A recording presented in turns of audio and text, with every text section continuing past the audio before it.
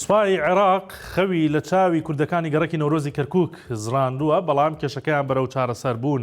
دەچرلایەکی تریشەوە ئەمڕۆ کرێکارێکی تەمەن 21 ساڵ کە گەنجێک بووە لە باڵەخانەیە کەوتۆتە خوارەوە گیانی لەدەستداوەمان و چەناڵێکی دیکەم بۆ هێناون. سڵاوتان لێبێت. جارێکی تر و لە شیرینی خەوی ڕەمەزاندا سوپای عێراق گەڕەکی نەورۆزی کەرکووکی کردەوە بە مەیدانی گرژی و ئاڵۆزی و هەڵی کوتایە سەر چەندین خێزانی کورد. هێزەکان بەبێ ئاگادارکردنەوە لە کاتی پارشێودا بە زەبری لێدان و ترساندنی ژن و منداڵ دوو خێزانیان لەو خانوانە دەرکرد کە زیاتر لە 20 ساڵە تیای دانیشتەجێن. شەوکەت ڕەسوڵ کە بەهۆی ئەو ڕووداوەوە خێزانەکەی پەرتەوازە بووە بە 1964 وت بە لێدان لە خۆم و هەڕەشە و ترساندنی ژن و منداڵەکەم لە ماڵەکەی خۆمان فڕیان داینە دەرەوە. گرژەکان تا دوای نیوەڕۆی ئەمڕۆ بەردەوام بوون، بەڵام دواتر ڕێبوارتەها پارێزگاری شارەکە گەیشتە گەڕەکەکە. بڕیاری پاشەکشەی تەواوەتی بە سوپادا و دۆسیەی گەڕەکەکەی گواستەوە ژێر دەسەڵاتی ئیداری شارەکە. 3 ساڵە کێشەی نێوان ئەو 150 ماڵە کوردەی گەڕەکی نەورۆز و سوپای عێراق بەردەوامە. سوپا دەڵێت ئەو خانوانە موڵکی دەوڵەتن و دەبێت چۆڵ بکرێن.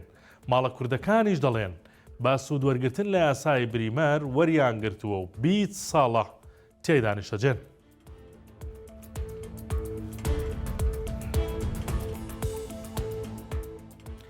لابانی ئەمڕۆوە دوو کامێرای دیکەی تۆمارکردنی خێرایی ئۆتۆمبیل لە سلێمانی کەوتنەوە کار و سەرپێچی تۆمار دەکەن کە لەسەر جووتسایدی هەواری شارن. شۆفێران وریابن پێوە نەبن.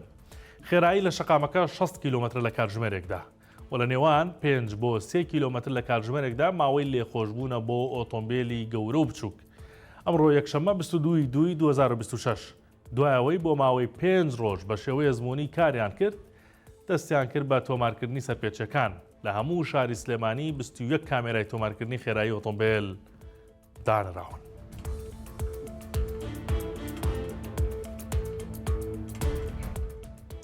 لە کاتێکدا شار لە نزا و ڕۆژوودا بوو، گەنجێکی 21 ساڵان بە زمانی بە ڕۆژوو بە جەستەیەکی ماندوو لێوێکی وشکەوە لە نهۆمی نۆیەمی باڵەخانەیەکدا بۆ تیکەیەک نانی ئێوارە کاری دەکرد، بەڵام لە نێوان مەرگێکی بێباک و پرۆژەیەکی بێمەرجی سەلامەتیدا کەوتە خوارەوە و بە لێوە وشکەکانیەوە چووە بەرقاپی خوا.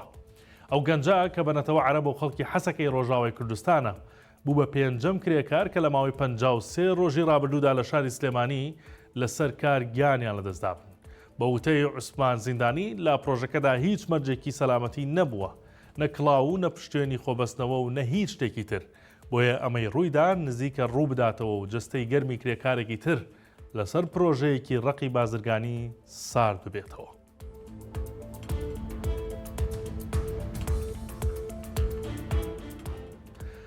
لە مزگەوتی حاجی بارۆ گەردی لە ئاولێر پرۆژەیەکی خێرخوازی وەک هاوکاری بۆ تازەزاواکان کراوەتەوە بە شێوەیەک ئەگەر لە مانگی ڕەمەزاندا ژن بهێنن 5 مسقال زێڕ یان 5 ملیۆن دیناریان پێدەدرێت بەو مەرجەی قورئانیان لەبەر بێت.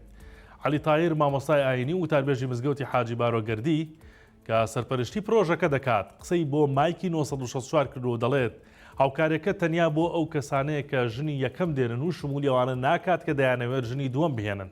ئاماژەی بەوەش کرد مەرج نییە ئەو کەسە ئێستا قورئان لەبەر بکات، ئەوانەی پێشتریش قورئانیان لەبەر کردووە و تا ئێستا ژنیان نێناوە هاوکارێکەیان پێدەدرێت و دەیانگرێتەوە. مامۆستا عەلی وتیشی ئامانجان لەو کارە تەنیا هاوکاری گەنجەکەم دەرامەتەکانە و هاندانیانە بۆ سەر ڕێگای ڕاست.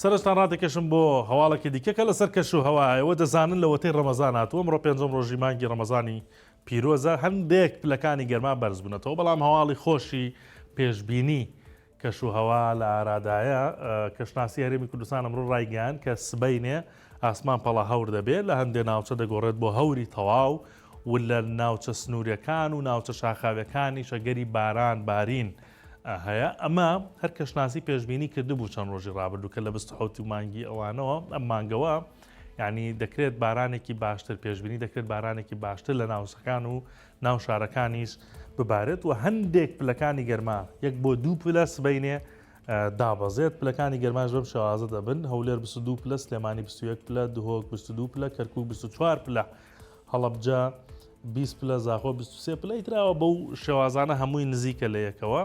هەندێک پلەکانی گەرما بەرزن، بەڵام چاوەڕە دەکرێت سبەینێ کەمێک دابەزن. ماوەڵەکانی ئەمڕۆ بوو کاتێکی شاد بۆ هەموو لایەک.